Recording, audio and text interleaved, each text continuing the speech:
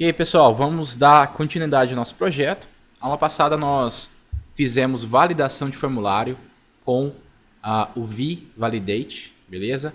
A vValidate já na sua versão mais atual, em que ele acontece da seguinte forma. Sempre quando a gente faz um onFocus aqui no campo, que é quando eu clico no campo e depois eu saio do foco, ele vai validar o item em que eu digitei ou não digitei, no caso aqui.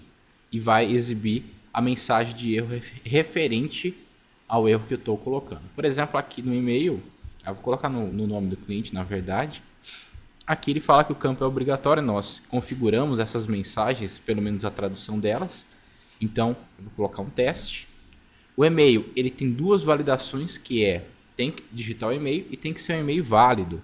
Então, se eu colocar um teste aqui, ó, ele já muda o erro para o e-mail deve ser um e-mail válido. Então, tem que colocar uma robinha aqui, .com. Aí ele realmente valida o campo. Como que é feito isso? Então, só lembrando, o que nós fizemos foi, nós baixamos o vValidate, deixa eu abrir um novo terminal aqui só para ilustrar. Nós fizemos assim, npm install v-validate, se eu não me engano, tá? Isso aqui fez a instalação dessa lib, dessa biblioteca, que é uma biblioteca do Vue, tá?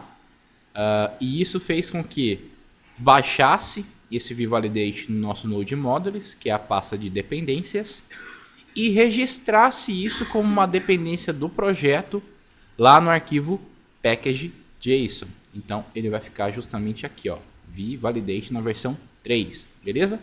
Então esse foi o download. Como ele é um plugin do Vue, eu preciso configurar esse plugin através do src plugins e eu criei esse novo arquivo chamado vValidate. O que esse cara faz? Simplesmente importa o Vue. Então a gente importa o Vue, a instância da raiz do Vue, perdão. E aí nós pegamos duas classes aqui do vValidate, que é o Validation Provider. Esse cara é importante porque esse cara vai virar uma tag pra gente. E o Localize. O Localize é utilizado para tradução. Então essas duas classes, esses dois objetos, eles vieram do vValidate dist validate full, tá? Esse validate full aqui ele já me traz uma série de regrinhas de validação. Campo não nulo, campo com quantidade de dígitos mínimos, quantidade de dígitos máximos, a validação de e-mail, validação de uma série de coisas, tá?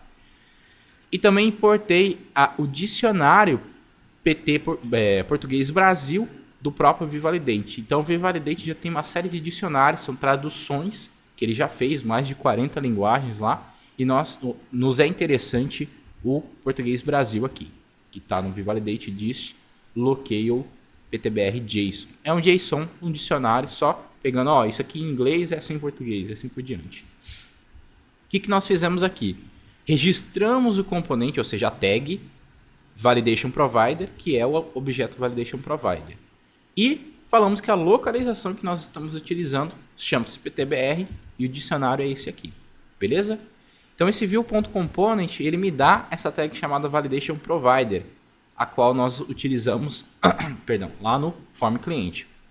Então sempre que eu tenho um campo, aqui o text field por exemplo, que eu quero que ele seja validado pelo vValidate, eu tenho que encapsular ele na tag Validation Provider. Então sempre assim, eu vou colocar a tag Validation Provider e dentro dessa tag Validation Provider eu vou colocar o input, tá? Aqui no caso é text field, mas no fim das contas ele vira a tag input do HTML puro, beleza? No Validation Provider é importante informar o name, que esse name é o que ele vai utilizar para renderizar a mensagenzinha de erro. Por exemplo, se eu mudar aqui para abacaxi, lá na validação do nome, olha como é que ele vai ficar. O campo abacaxi é obrigatório, tá vendo? Então esse name é importante por conta disso. É isso que ele vai usar para renderizar as mensagens de erro. E o rules são as regras de validação que eu estou usando. Required é campo obrigatório. Ali no e-mail tem duas. Olha como é que eu concateno regras, que é o pipe, essa barrinha vertical. Então as regras desse segundo campo aqui são campo requerido e campo e-mail válido, tá? O vslot ele cria aquela área interna da tag de variáveis, onde ele coloca a variável errors, que é onde os erros vão ficar. Lembrando que essa variável error só existe para essa tag, tá? Esse errors aqui não é o mesmo errors desse outro de baixo e assim por diante. É um slot, é um compartimento único daquela tag, beleza? E o text field já é como a gente já conhecia antes, não mudou nada. Só adicionamos ali o validation provider encapsulando em volta do text field, beleza? Então foi isso que nós fizemos. Então, o que nós vamos fazer agora? Vamos utilizar o Vuex, tá? Só que a gente vai utilizar o Vuex já aplicado a algum problema. Então, resumidamente, o que o Vuex vai fazer? Ele faz parte daquelas 3 ferramentas originais do Vue. Então é o Vue Core, Vue Router e Vuex, tá? Vuex, ele é uma ferramenta de gestão de estado. Basicamente, quando eu tenho muito componente e eu estou utilizando informações comuns entre esses componentes, eu coloco essas informações tudo no Vuex.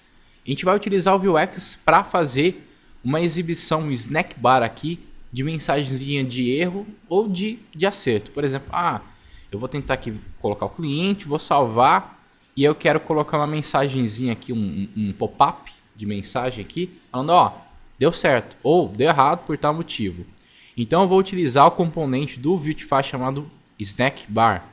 Só que a gente vai ver que se a gente colocar isso a cada tela vai ser trabalhoso. Então eu vou colocar um snack bar lá no app.vue e vou acionar esse snack bar pelo Vuex, tá? Então vamos entender isso aí.